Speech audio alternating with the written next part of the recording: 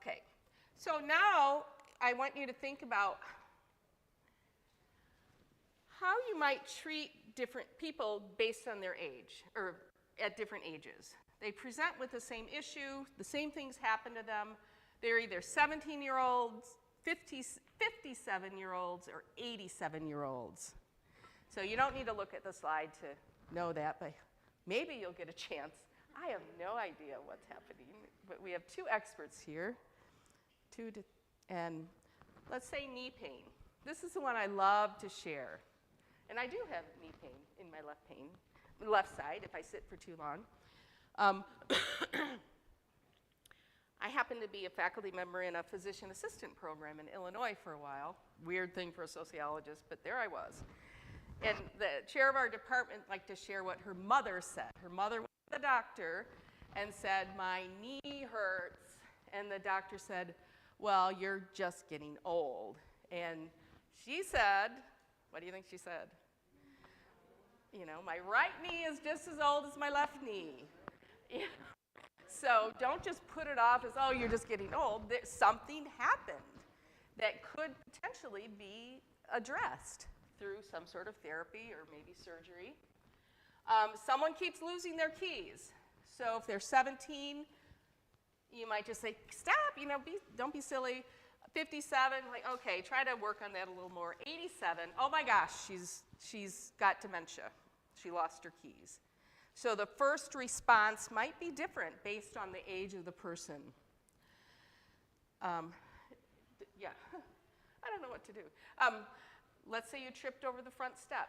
Again, the truth is there are some normal aging changes with, I would call it vestibular function. Aren't I fancy?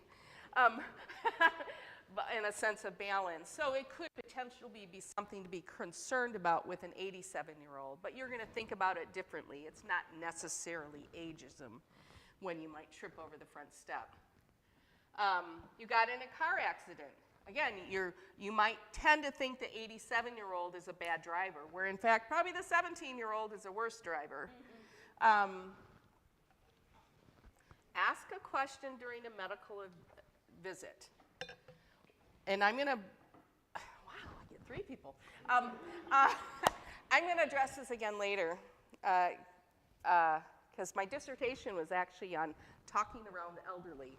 We use older adult now instead of elderly, but participation in long-term care decision-making, having the family making decisions. What about mom? What about mom? And you know, mom's right there, and in many cases capable of being involved in that decision. So let's say during a medical visit, if someone had to drive mom in, you might be there and talking to the adult kids or adult daughter, and mom's right there. And you forget to involve her in the conversation, so you've totally left her out. That is ageism.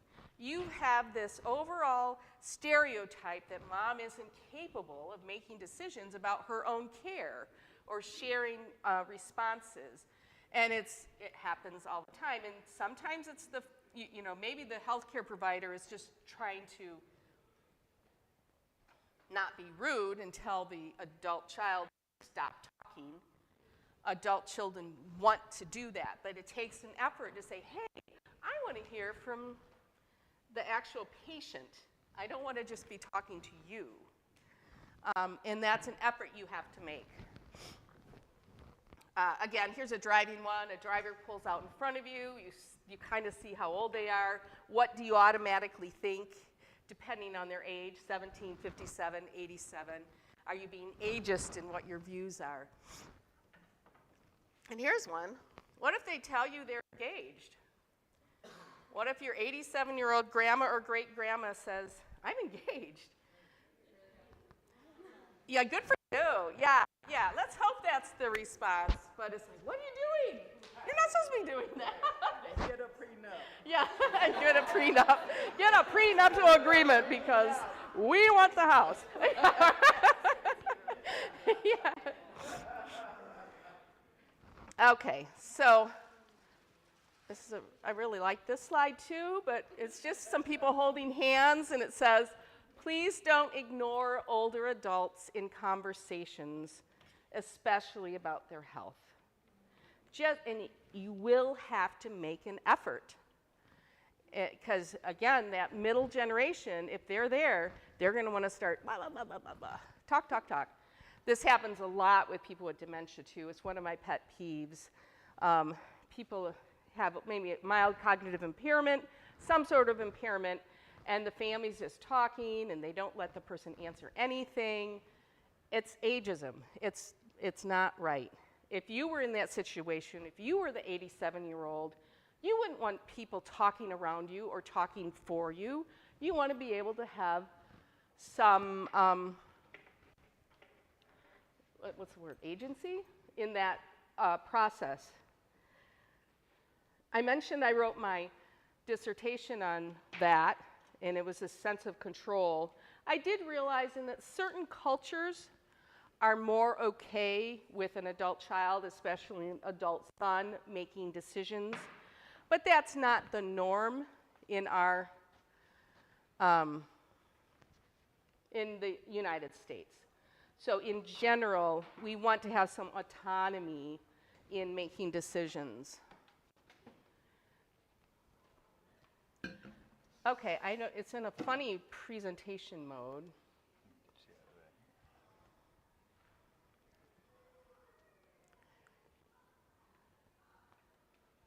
So why do we have some of these stereotypes? The first thing I'm going to throw out is a sociology term. There's a social clock. Like the 87-year-old who is engaged. We think that's way off. That's not the way it should be. So, I also forgot to point out, ageism can be against younger people too. Younger people can be discriminated based on age. You're too young to, yay! Was it just chords? Something like that, something like that. Okay, we will never know. Yeah, and now it works. We just want it to work, right? Yeah, we want it to work, okay. So this is really my main message to health professionals, health and human service professionals, and family members too. Keep the older person in the conversation. So I already got started on this next slide, which is the social clock, and that's closely related to cultural expectations for what's appropriate at a certain age. So let's say you have a college professor who's 24 years old. They went through college quickly, grad school quickly. You're like, really? They're teaching me? I don't know. That doesn't feel right. That's not your cultural expectation. And it can go different directions as well. But we expect the 80-year-old to be retired and not causing too much uproar, agreeing with everything, supporting the family. We have lots of expectations for older people. Tied in with this, and I think the overall concept of ageism is a fear of death. We don't talk about death much in this, our current culture. It's away from us. You know, my father, when his younger sister died of whooping cough, her body was laid out in the living room. You know, it was part of their lives. I'm not saying they were happy about it, but it was a little less away from us. So I do think we have a higher fear of death. It's not, we don't even all acknowledge that it happens to everyone. And so it ties into ageism and some of our thoughts about aging. We do need to acknowledge there are some normal changes with age. We do have some biological changes. You know, gray hair, wrinkly skin, loss of muscle mass, more likely to have many chronic diseases, osteoporosis, diabetes, heart disease, many things. However, it's again a stereotype that everyone's going to have dementia. So we have to be aware of what needs attention and what doesn't. Because very few things can be done to stop people getting wrinkly skin. I know people spend a lot of money on it, but you know, stay out of the sun is probably the number one thing. So that's tied in. We need to know what's chronic, what are the actual disease states, And then we have the stereotypes of what a little old lady should look like. When I have students interview an older adult, they're often so surprised at how active they are, how rich their background is. They don't always know what depth they present to us. So it's a really great thing to get to know people. And it helps fight stereotypes. Really, with any group you have stereotypes about, the more you get to know them, probably the lower the strength of your stereotypes. And in our culture, we really focus on productivity and speed. Let's get this done, this done, this done. Let's do it fast, fast. And the speed is one thing that older adults are not as good at. We're not going to have the reaction time just with aging.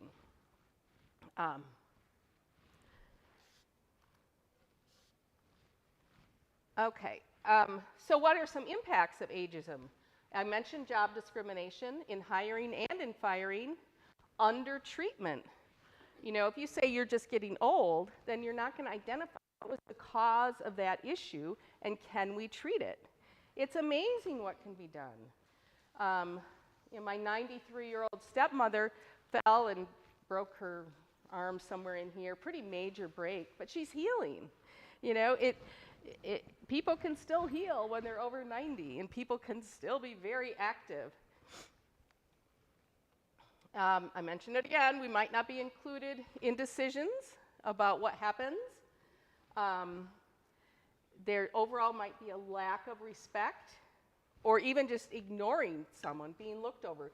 You see a group of people, and the person with gray hair, you're not going to focus on as much as the younger person. You're not going to engage them in conversation and say, well, what are your thoughts on this? What do you have to contribute here? And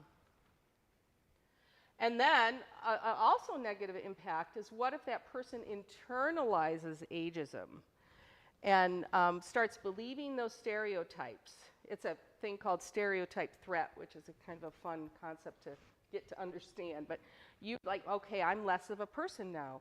So next year when I'm 65, am I less of a person? Am I less valuable? And then maybe when I turn 70 or 75, 85, am I less valuable? Am I less powerful or able to contribute to this world or to my family? So we have to think about what the society says, ha ha ha, you're getting older, you're less valuable.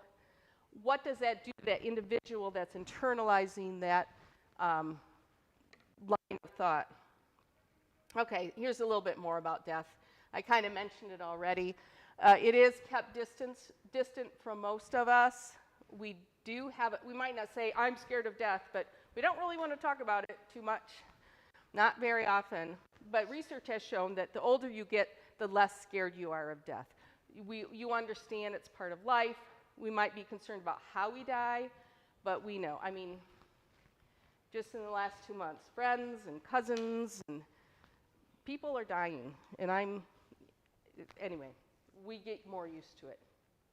I used to laugh at my dad when he would go first to the obituaries page in the newspaper, back when everyone read the newspaper.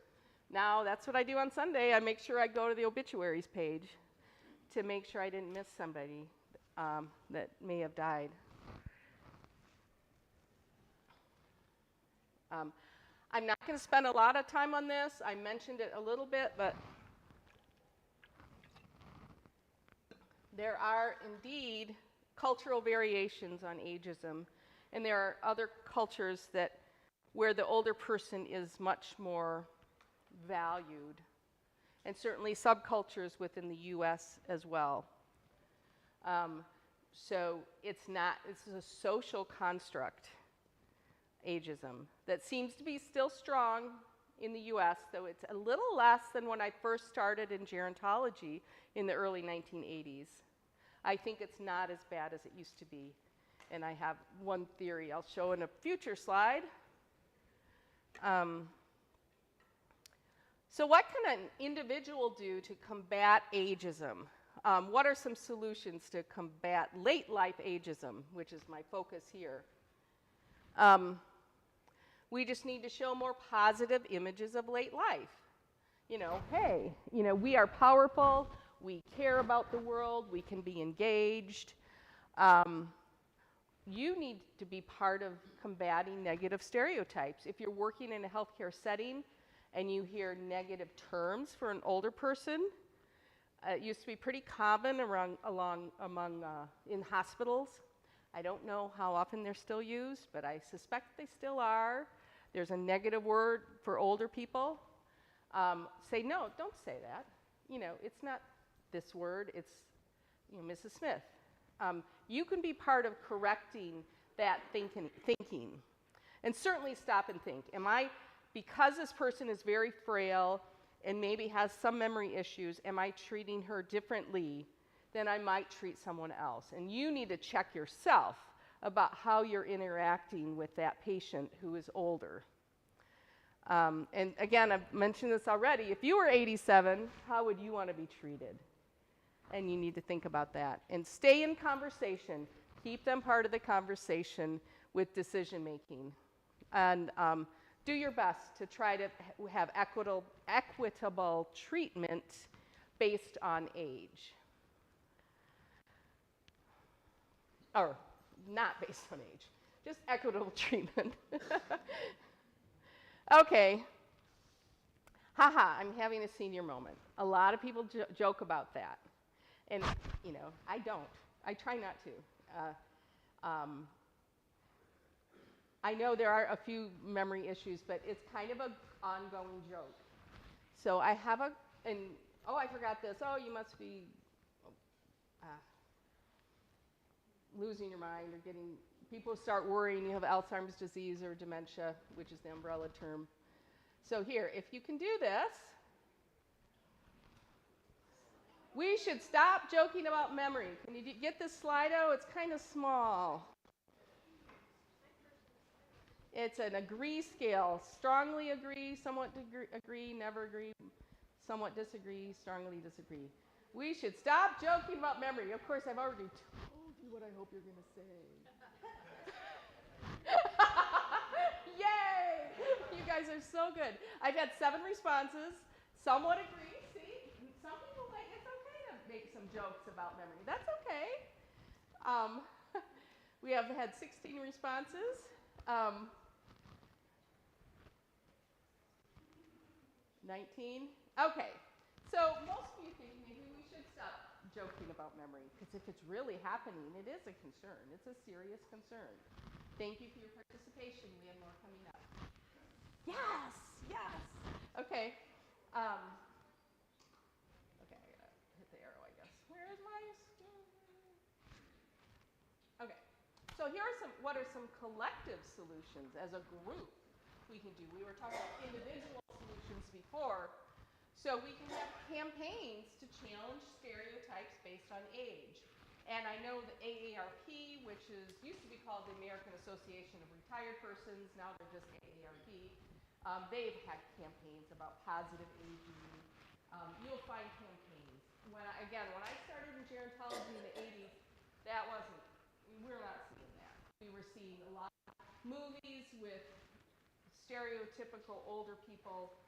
Now you see movies with very active older individuals, and it's really changed. The kind of cultural story of aging has changed. Teach age inclusivity. So this is part of a collective solution. Anti-ageism legislation. We can definitely strengthen our employment laws related to ageism. We can strengthen other laws and policies related to ageism. We need to support all workers, older and younger workers, people who are different at stages in their career. I have another slide coming up about age-friendly communities. We need to promote that. So our entire environment is age-friendly, so people can thrive regardless of their age or ability to get around. And promote intergenerational collaboration. Really, some great projects have been done matching up different ages. And you just learn so much from that. Daycares with an aging housing setting, or med students spending a year with an older person to get to know their lives better. Lots of examples of ways to work on intergenerational collaboration.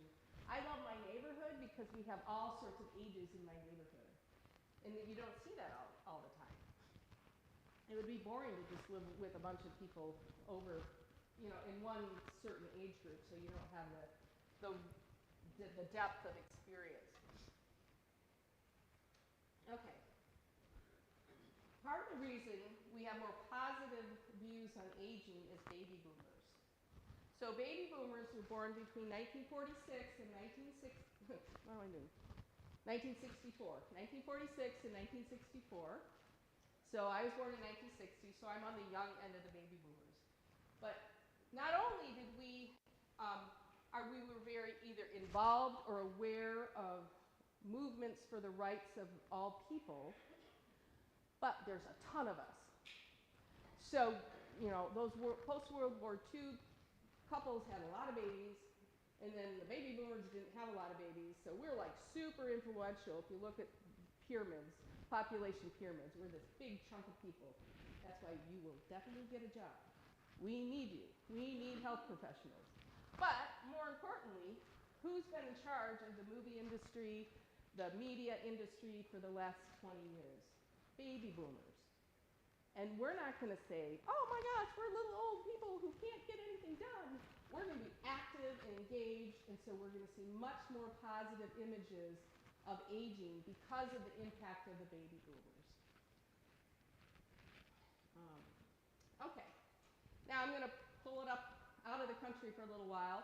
The World Health Organization has a global campaign to combat ageism. And they have I'm not going to spend much time on it. They do have a really lovely set of slides if anyone's interested in teaching this or learning more about it, incorporating it into your course. But I have 4 of the slides here. First is ageism is everywhere. It affects people of all ages. It exists in our institutions, our relationships, and ourselves. So that even has this, you know, stereotype threat that when you're internalizing, oh, you know, I shouldn't do that anymore, I'm too old. Ageism is prevalent. 1 in 2 people are ageist toward other people. I did not dig down on how they did that research, but I'm going to trust them. And in Europe, younger people report more ageism than other age groups. It's harmful and costly. It affects your physical health, mental health, and social well-being. It exacerbates other forms of disadvantage related to sex, race, and disability. And it takes a heavy economic toll on individuals and society. So this is a short summary of a very long detail of how ageism can be combated through policy and law, through educational activities, yay, thanks for being here, and intergenerational interventions.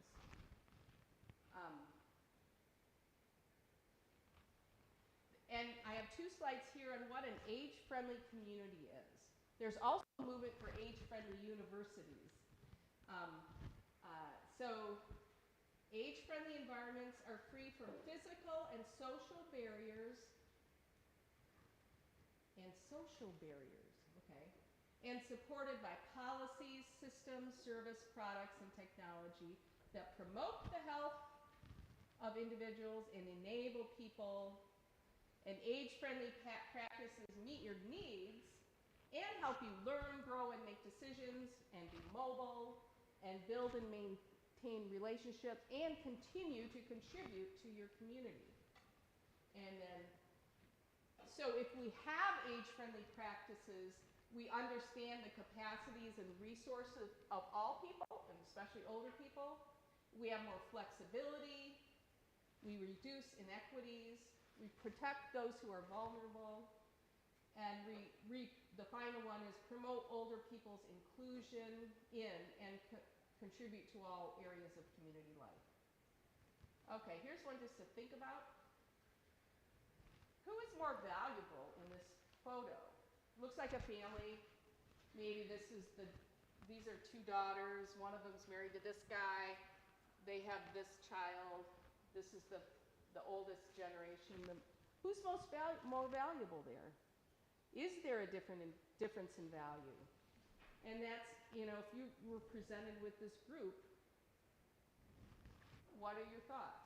And that's, to have to think about that is related to ageism. And the truth is we do have thoughts about it. I'm not going to do a Slido on that. Okay. But now I have a couple word cloud Slidos about ideas to how to make things better. The first is, how can Kalamazoo County be more age-friendly? How can Kalamazoo County, so you can do this little, what is it called? QR code, and I think it should show up.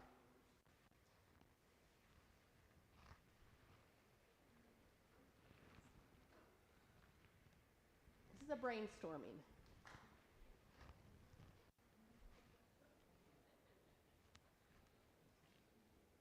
People typing, that's good. Yeah, come on up if you can't get to it, it's far away.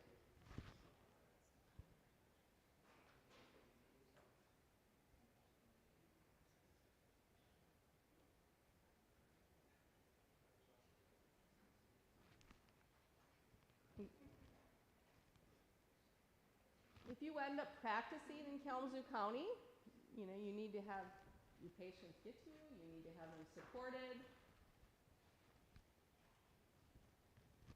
your family.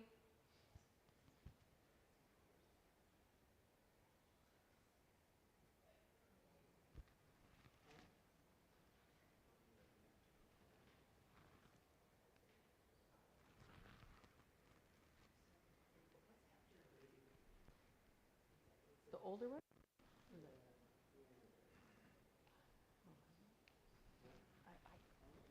No, it's not right. It's right. I don't have it in my head right now. No, generation X. X. Baby boomer, then generation X, then millennial, then, yeah. Okay, look, we have 22 who've responded. I'm seeing transportation, community outreach, resources to make us more age-friendly, education, outreach programs, community events, inclusion, more inclusion with activities and access, a campaign, anti-ageism campaign. Okay, thank you. Now we have, let's bring it down to the individual. How can those of us in this room be more age-friendly?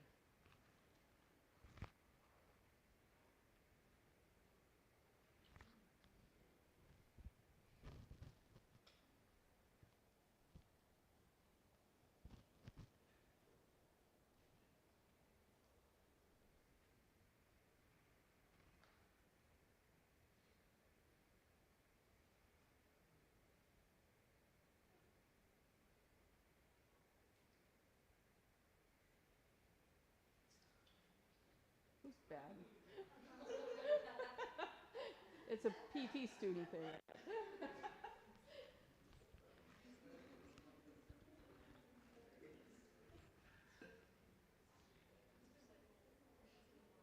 Inclusive pedagogy, awareness of stereotypes, self-reflection. Who's Ben? Is he an older student? He's an older student. Okay, good. Okay. You're right. It does happen in a classroom setting, especially in grad programs. You'll have some older students. You're like, oh, that's a little weird. But yeah, that's ageism right there. Check your assumptions. Reaching out, being open-minded, getting to know the person before treating. Yes, yeah, this is so exciting. I'm glad I get to do this with you. Participate within your community, reflect on your biases. Oh, Golden Girls. Yeah, Golden Girls is funny. But really the basis of the Golden Girls is a joke. It's a joke that these older women are sexually active and kind of funny together.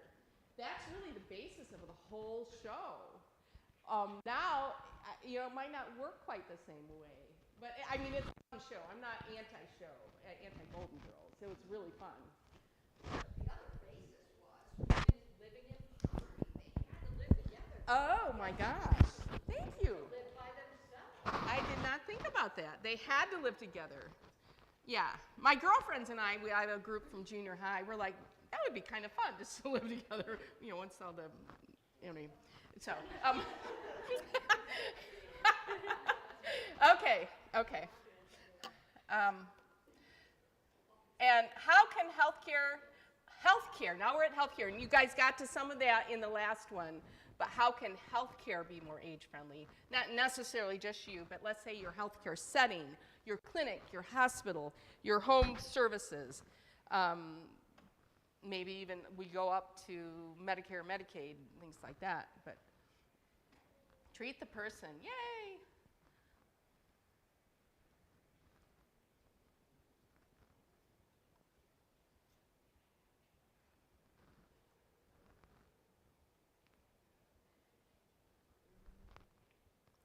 I don't understand why they're all green this time, but anyway.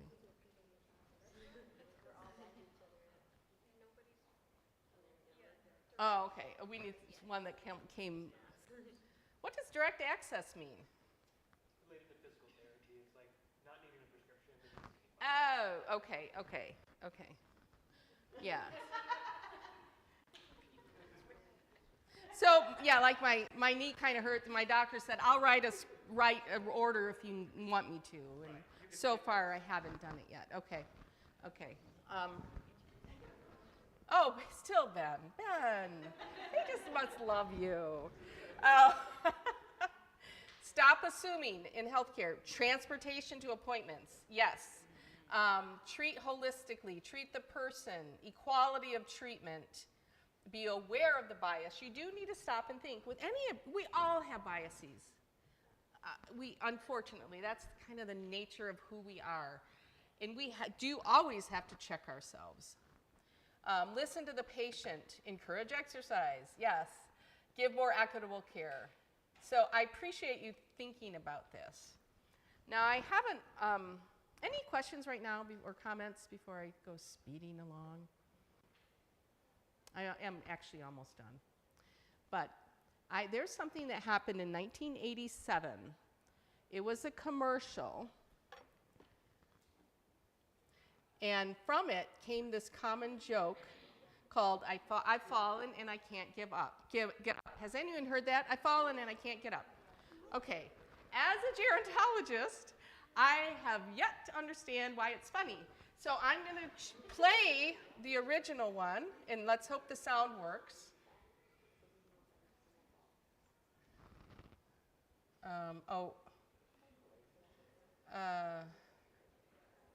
you have it on, if you get out of there, can you just get into YouTube?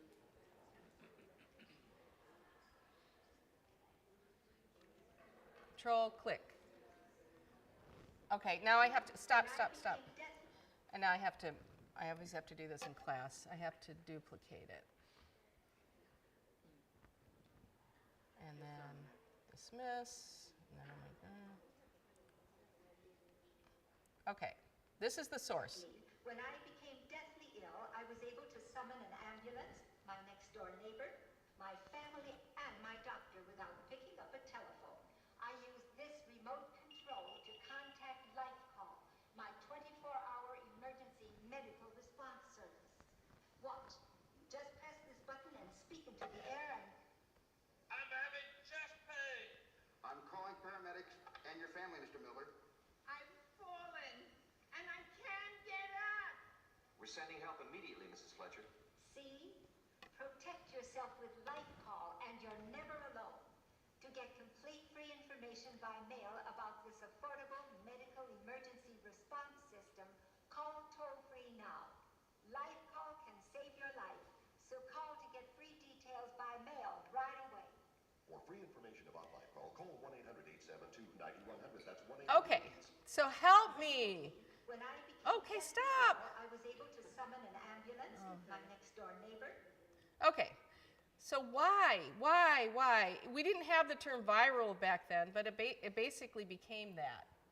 Why do you, much younger, you weren't anywhere around, most of you, in 1987, why do you know that term? I just really want to know.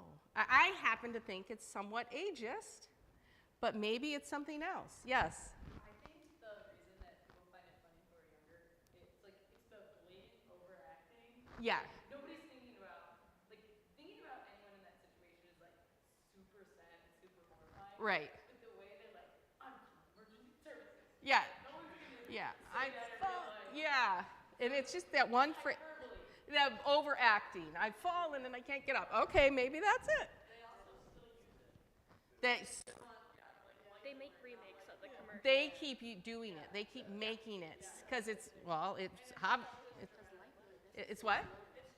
Just as dramatic. Okay, I haven't looked for earlier ones. Any other ideas of why it's just stuck with us? Okay, they keep using it. That's one reason. But I happen to think, I don't think that's funny. But, we all have our sensitive issues. And as you know, ageism is one of mine. Okay, so I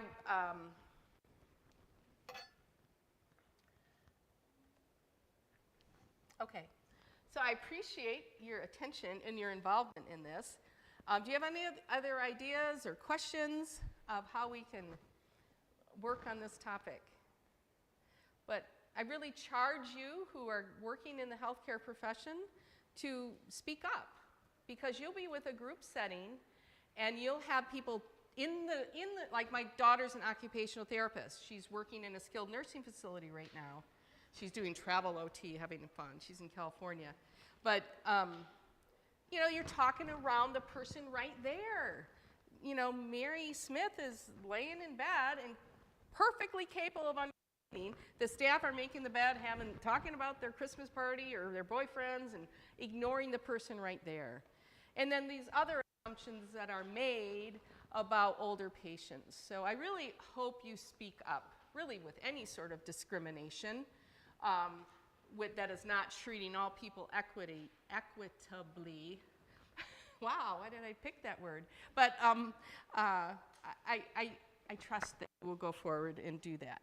Any last comments or questions? Okay, thank you so much for your attention. You're welcome.